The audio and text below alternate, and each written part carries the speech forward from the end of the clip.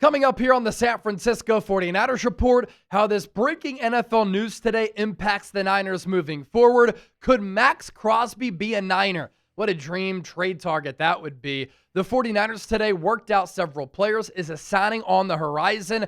And I want to get into a move that has helped to save the 49ers 2025 season. Before we get into all of that, earlier today, I put up a 30-minute Niners-Buccaneers preview here for this great Week 6 matchup inside the NFC. Everything that you need to know about this game going into it, it's all broken down on the program. So be sure to check that show out after, of course, you watch this show. And don't forget to hit that subscribe button for daily Niners shows. If you want informative, entertaining, insightful content where you always have a voice, this is your go-to spot. We're 349 people away from 176,000 subscribers. Let's get to that next milestone. And let's begin here with topic number one, how this breaking news impacts the 49ers. Chase, what are you talking about? I don't know about any breaking news that happened today. There was a trade. In fact, there were multiple trades, but this one specifically can impact the Niners here over the next few weeks and the plan that they might have as an organization and as a front office. The Browns trading away quarterback Joe Flacco to the Cincinnati Bengals. They get a 2026 fifth-round pick. The Bengals get Flacco, the elder statesman who started the first few games for Cleveland, and then got benched for Dillon Gabriel. The Bengals also get a 2026 sixth-round pick. So, in turn, Flacco to the Bengals, and then they swap some late-round selections in the 2026 draft. Now, why did the Cleveland Browns elect to do this? They have Dillon Gabriel. Shedeur Sanders was also drafted in the 2025 draft after Gabriel. Gabriel, third round. Shedeur, fifth round. And they just benched Flacco for Gabriel before losing in the final seconds to the Minnesota Vikings in London. Why did the Bengals make this move on their end? Joe Burrow was out until December with a bad form of turf toe, which required surgery. Jake Browning was his backup. He got elevated into a starting role, and over the last 3 games, he has been absolutely awful. I'm talking dreadful. One of the worst, probably the worst starting quarterback in the National Football League. And so the Bengals are making this move, as Flacco, I imagine, is going to become the starter soon, as a last-ditch effort to try to save and salvage the season. And the Bengals are feeling a little bit of pressure as far as timing goes, because the schedule coming up, it features some really big games for Cincinnati if they have any hopes of trying to make the playoffs and contend in the AFC North. They're on the road against the Packers here in Week 6. Then they host the Pittsburgh Steelers. They host the New York Jets. They host the Chicago Bears. And then they play the Steelers again, a second time over the span of 4 games. And so there are some big AFC North matchups here between Cincinnati and Pittsburgh. Always great rivalry games. There's a very difficult test against a Packers team that's motivated because they lost to Cleveland a few weeks ago. Then they tied with the Dallas Cowboys recently, right?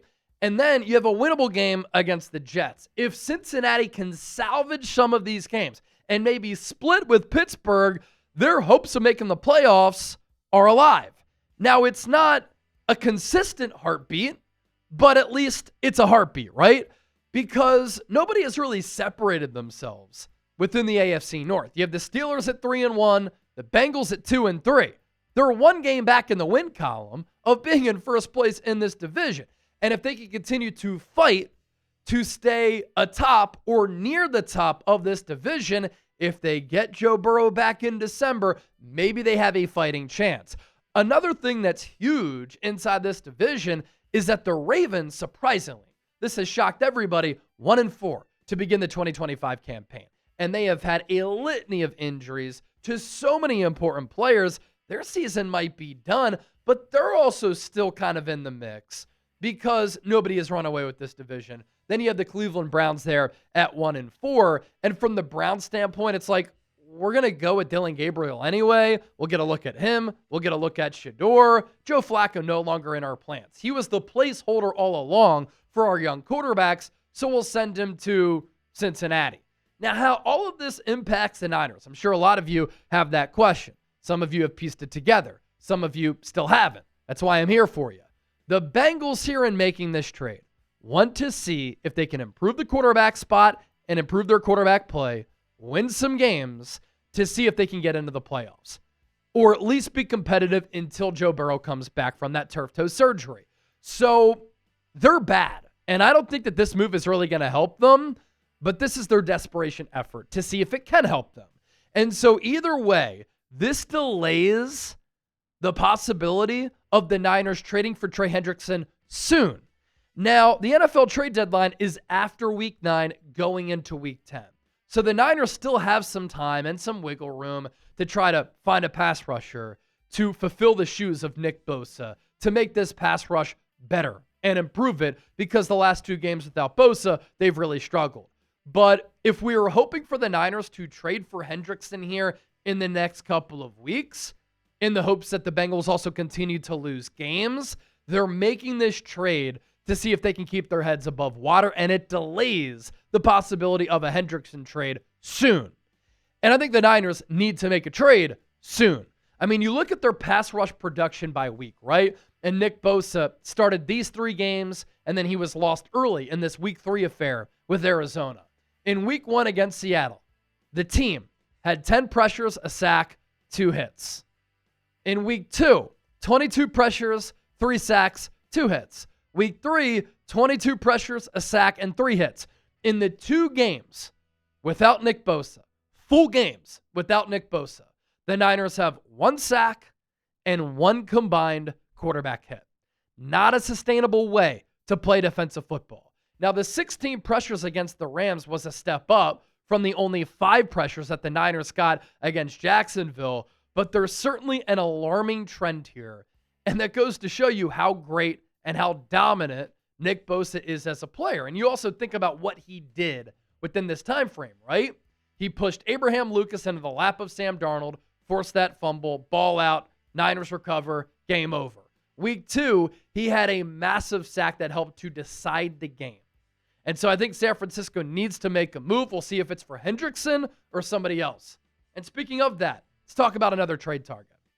I was thinking about this earlier. Should the 49ers go all in, put their nuts on the table, and try to trade for Maxx Crosby? Here are my thoughts on this. I think that Maxx Crosby should demand a trade. He's wasting away his career with the Las Vegas Raiders. That organization is a joke. And somehow, from last year to this year, even though they fired Antonio Pierce and they hired Pete Carroll, they look worse. And us as football fans, given how great of a player Maxx Crosby is, how much he cares about his craft, we deserve to see him play meaningful football. He can't do it with the Raiders. And I think that Crosby in this wide 9 with some of the talent on this roster could thrive in this scheme under Robert Saleh and Chris Kocurek. And obviously the Niners badly need a defensive end, and they need to upgrade their pass rush after the Nick Bosa torn ACL, which ended his season. And according to reports, the Niners in the past have shown some interest in Maxx Crosby. They've at least gauged what it would cost to bring him into the Niners. Crosby, once again, having a terrific season, being the All-Pro and the Pro Bowl stud that he is. Overall PFF grade of 84.6, a run defense grade of 78.6, pass rush grade of 76.8, 2 sacks, and then he has 16 pressures and 4 hits. Tim Kawakami had reported this the other week, and that's that report that I was alluding to, that the 49ers have liked Trey Hendrickson for a while. He said, I don't think the Bengals were picking up the phone the last few years, but if they did, the 49ers would have talked to them. They like him a lot. Myles Garrett, Maxx Crosby, and Trey Hendrickson are the guys I've always heard that if they were going to get another big-time defensive end, they would like to get one of those guys. Now, it would not be cheap. Crosby is still at the peak of his powers. He's in his prime, in his late 20s. And if the Raiders do deal him away, they deal him away to get back draft capital to help them rebuild. And so the 49ers, at the very least, would have to give up a first-round pick. But if they think that they can really contend, I'd make a call to see what it would cost, because Maxx Crosby would really help out this defense.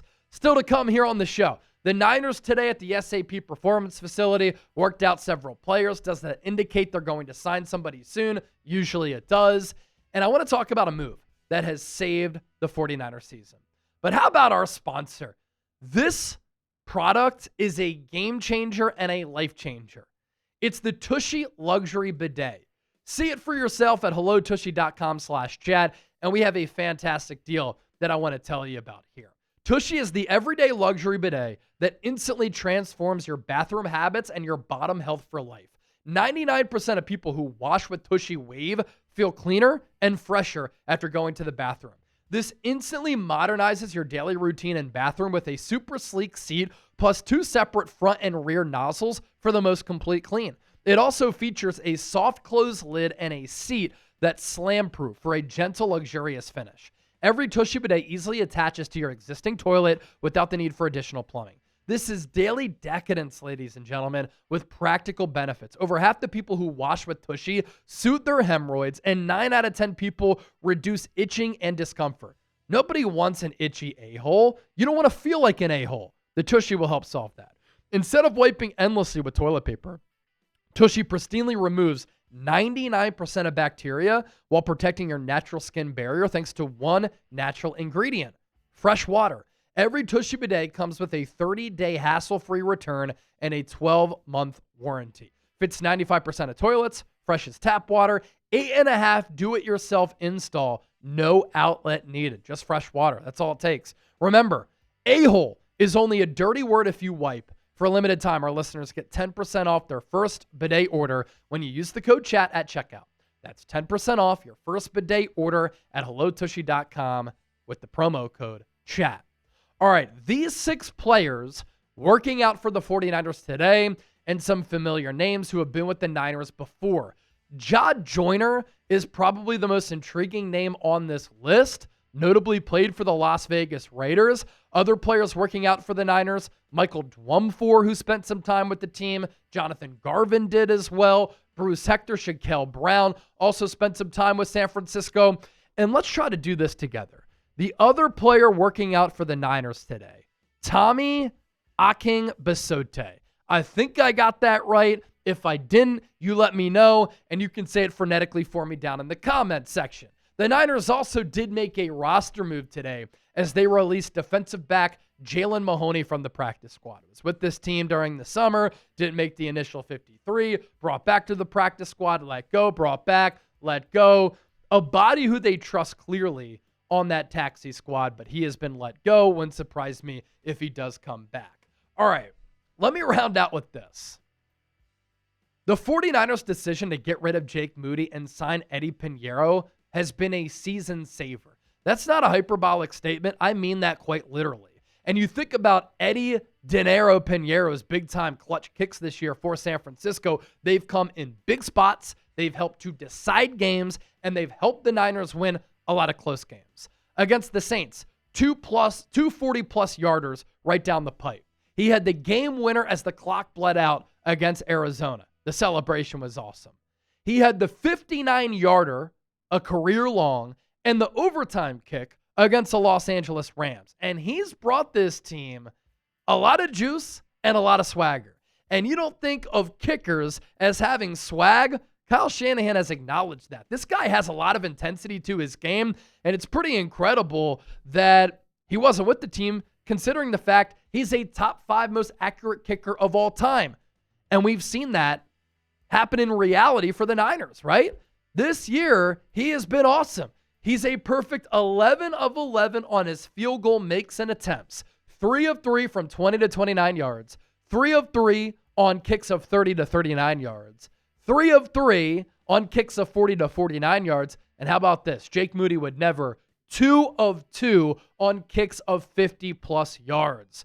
Going into this year, obviously Jake Moody was on rocky ground, but did anybody think that Eddy Pineiro would help to save the Niners season? As far as EPA goes, he's also top 5 among kickers. What a pickup for San Francisco. They got this one right, and hopefully he can be the kicker for this team for a long haul, and hopefully the Niners learn their lesson. Never draft a kicker in the 3rd round. Don't forget to hit that subscribe button here on the show. I appreciate all of you for rocking here with me, and we'll catch you soon.